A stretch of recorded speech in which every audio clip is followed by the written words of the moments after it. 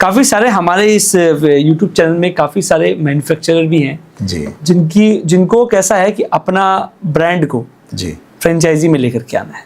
अच्छा। कि हमारी भी ये सपना कि हर दुकान में माल बिको, हमारा माल बिकना चाहिए। जी, तो फ्रेंचाइजी को लेकर के कपड़े के अगर कोई मैन्युफैक्चरर है जो फ्रेंचाइजी में आना चाहता है, जी, तो उनके क्या पैरामीटर्स होने चाहिए, वो आज कहाँ पे है, उनको क्या क्या करना चाहिए जी। ताकि वो एलिजिबल हो जाए कि हाँ उनका भी फ्रेंचाइजी मॉडल रेडी हो जाए। इसका मैं आपको सप्तऋषि मंडल बना के देता हूँ। 7 चीजें, 7 चीजें, 7 पॉइंट। हाँ भैया सब नोट कर लीजिएगा, जितने भी बड़ा बाजार वाले लोग हैं ना भाई साहब, हाँ वो मोटी एवरेज वाले भैया आपसे बात कर रहा हूँ। फ्रेंचाइजी में आना चाहते हो, माल को अगर ग्लोबली बेचना चाहते हो तो 7 पैरामीटर। हाँ, लोग इसको देखेंगे ही देखेंगे, कोई भी आदमी निवेश करने वाला होगा, क्योंकि दूसरी तरफ से मैं उन्हीं को ज्ञान देता हूं कि ये 7 चीजें देख लेना, इसमें से कुछ मिस ना हो जाए, इसलिए आपको बता रहा हूं, वो चेक करेंगे, इसलिए आप भी तैयारी कर। मतलब फ्रेंचाइजी लेना हो या फ्रेंचाइजी देना हो, हाँ, दोनों में ये 7 ये 7 पॉइंट है, उसको आप आराम से। जी, पहली चीज ब्रांड पुल, मतलब ब्रांड जो है, जो नाम पुल है। हाँ, तो आप मास अपील हैं, क्या आप एस्पिरेशन, यानी कि क्या लोग आपको देखकर सोचते हैं कि भाई कभी ऐसा अपना भी हो, बहुत वो एस्पिरेशनल ब्रांड हो जाते हैं। भाई जैगुआर गाड़ी हो अपने पास, रोल्स रॉयस हो, है ना, एस्पिरेशनल है। तो अब जैसे ग्लोबल ब्रांड्स में कोई कहेगा जी लुई वुइटन होना चाहिए सर, मेरा तो गुच्ची होना चाहिए, प्राडा होना चाहिए, तो भाई वो एस्पिरेशनल ब्रांड्स हैं, ऐसा होना चाहिए। तो एक इस तरह के हो गए, एक है मैं मास अपील हूँ बॉस, सबके लिए बनाओ, सबकी जेब में आता, तो मैं मास अपील में जाता हूँ। मेरे को पहले समझना है कि जिसके साथ मैं डील करने वाला हूँ या जो मैं देने वाला हूँ, वो सबको प्रोडक्ट देंगे ना, एक लिमिटेड चुनिंदा लोगों के लिए देंगे भाई साहब। तो वो सबसे पहली सोच हमारी डिसाइड करेगी कि आगे हम काम कैसे करें। तो अगर मास अपील में मान के चलते हैं कि हमें मास अपील में रहना, भैया बड़े सारे लोग हमें समझे, जाने, चुने, हम तक पहुंचे, हमारा माल वो लें, कोई दिक्कत की बात नहीं है। तो ब्रांड जो है उसकी वैल्यू है, अगर लोग आप में पैसा लगाने वाले हैं तो वो इस चीज का मापदंड करेंगे सबसे पहले मार्केट में आपका नाम कैसा है, आपका बोर्ड नहीं, सिर्फ नाम कैसा है, कैसा घूमता है। हाँ सर, इनके कपड़े में कभी दिक्कत परेशानी नहीं आती, आज फ्रेंचाइजी ले रहे हो नुकसान नहीं होगा। हाँ सर, इनका हमने भी पहले सुना हुआ है, रिटर्न वगैरह कुछ होता है, दिक्कत परेशानी नहीं आती है, ले लेते हैं। हाँ, डीलिंग फेयर है सर, पेमेंट अब ठीक है, बहुत फ्रेंडली है। तो वो चीजें सोचेंगे। तो वो ब्रांड के सबसे पहले क्या, लोगों के बारे में सबसे पहले छवि क्या है, आपका क्या सोच है, खींच है कि नहीं है, कि धक्का ही मार रहे हैं, पहली ब्रांड की, पहली ब्रांडिंग। दूसरी गणित होती है ROI, रिटर्न ऑन इन्वेस्टमेंट की गणित, ये गणित कितना पैसा का हमको फायदा होगा। तो हमने क्या वन टाइम आपको इसके अंदर लागत किसी को लगानी पड़ेगी फ्रेंचाइज लेने के लिए, सर लाख रुपया, 2 लाख, 3 लाख, मेरे को ये वन टाइम। फिर मेरी सेटअप, इसको सेट करने के लिए सर इतना माल लेना पड़ेगा, इन्वेंट्री लेनी पड़ेगी, जगह लेनी पड़ेगी, कुछ और निवेश होगा, ये मेरा सेटअप कॉस्ट है। ROI पे हूं अभी।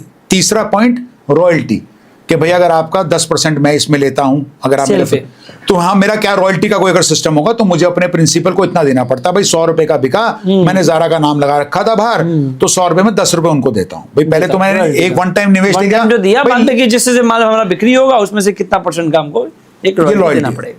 फिर एक आप गणित करेंगे, चौथी चीज इसके अंदर, मेरा पे बैक टाइम एवरेज, यानी कि अगर मैंने ये सब निवेश कर दिया तो मेरा एवरेज पे बैक टाइम, यानी कि जो मैंने करा भाई 12 महीने में, 24 महीने में, 36 महीने में, ये मेरा मोटा मोटा मार्जिन के बेसिस पे, 5वीं चीज थी मार्जिन, ठीक है ना।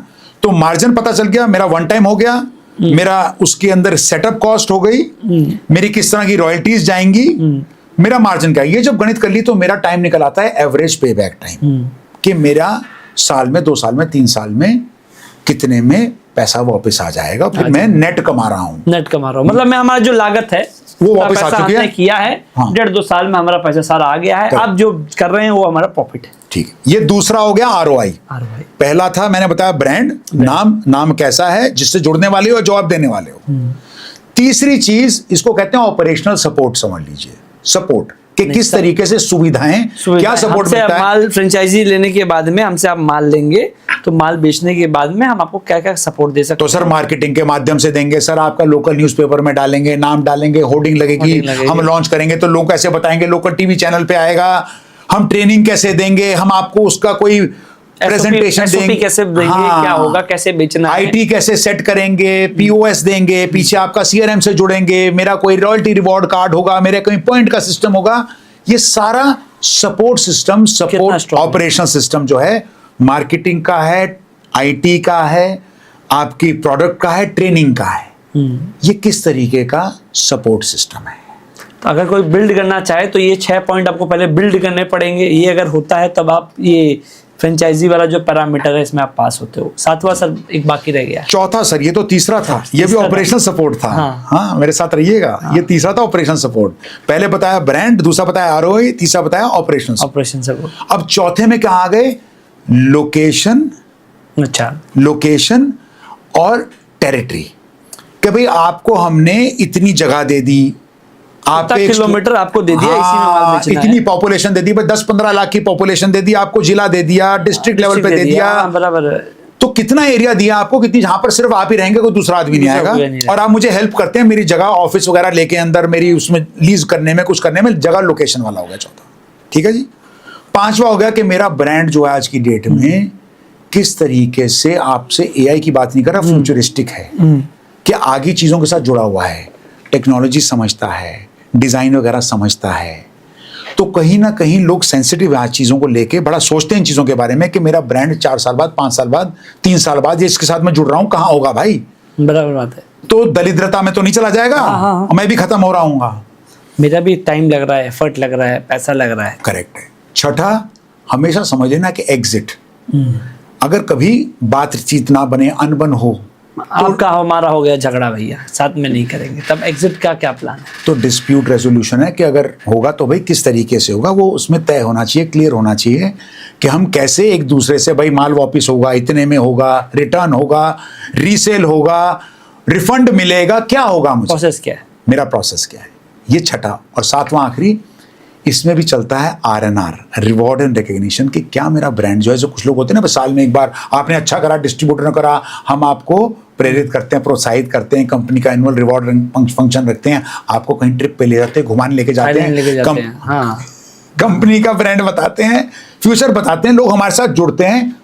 तो किस तरीके से ब्रांड हमारे साथ जुड़ता है, ये सातवां। तो ये सतरंगी है, नहीं अतरंगी, ये है सतरंगी, ये है हमारे सप्तऋषि मंडल, समझ लीजिएगा, ऑफ फ्रेंचाइज मॉडल। भाई चाहे लेना हो चाहे देना हो।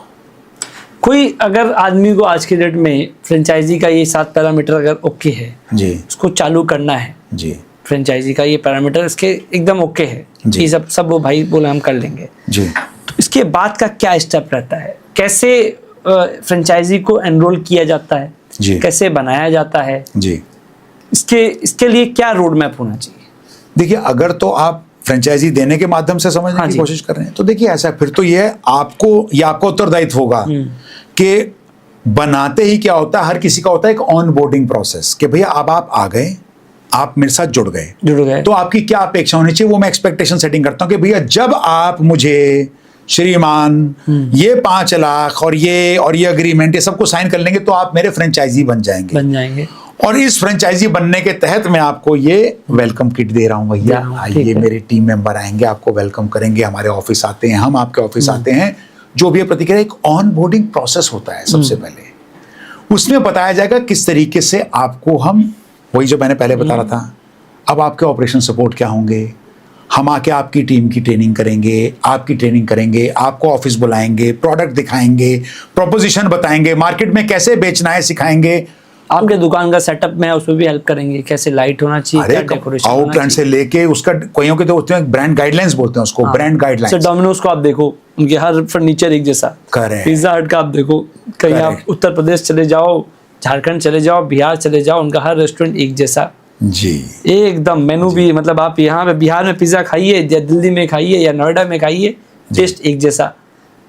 तो वो किचन कैसे काम करेगा, माल कैसे रखेंगे, कैसे बेचेंगे, ग्रीट करेंगे, किसी भी दुकान पे जाओगे, जैसे मैं एग्जांपल दे रहा हूँ, वेलकम टू यूनिक्लो, आप किसी भी दुकान पे जाओगे, बस देख लेना जोर की, कहीं पर भी यूनिक्लो की दुकान में बोलेंगे वेलकम टू यूनिक्लो, और बड़ी खुशी से बुलाते हैं। और एक नहीं, कमाल की बात है, जो देख रहा होगा आपको आप एंट्री के बारे में, सब आके बोलेंगे एसओपी है, स्टैंडर्ड ऑपरेटिंग प्रोसीजर है, वो एसओपी बताएंगे आपको। उनके खून में डाल दिया है। Would you like to fries with it? हाँ, वो जाते फ्राइज विद इट, वो वेट कर रहा होता है कि आपने मैकडी गए, आपने ऑर्डर किया, भैया एक हमें महाराजा दे दो या आलू टिक्की दे दो, would you like to fries with it. अच्छा, काफी बार तो आप खाली फ्राइज भी लोगे तो भी बोलते would you like to fries, कि दिमाग में है, कि खून में है, उनको इतनी अच्छी तरह याद करा दिया जाता है, इसी को बोलते हैं। तो ऑनबोर्डिंग होगी, एसओपी होगा, फिर उसके बाद वो आपको नॉर्मली हैंड होल्डिंग करेंगे कि मेरा कोई एग्जीक्यूटिव सुपरवाइजर उस एरिया का, जोन का, रीजन का, वो आ जाएगा आपके पास, देखेगा कि आपके ऑपरेशन शुरू हो चुके हैं, आप काम सीखना शुरू करें, वो हैंड होल्डिंग करेंगे। आपको देनी पड़ेगी अगर आप फ्रेंचाइजी दे रहे हैं कि भैया गाड़ी चल पड़ी है, धीरे धीरे कॉलोनी से निकल के अब वो हल्का सा बाहर आके अपनी शहर की मेन लाइन पे आ गया, अब वो बॉस हाईवे पे आ गया, अब वो एक्सप्रेसवे पे चढ़ गया, अब भागेगा बॉस, ये है ना। तो अब नितिन गडकरी जी इनको ले जाएंगे।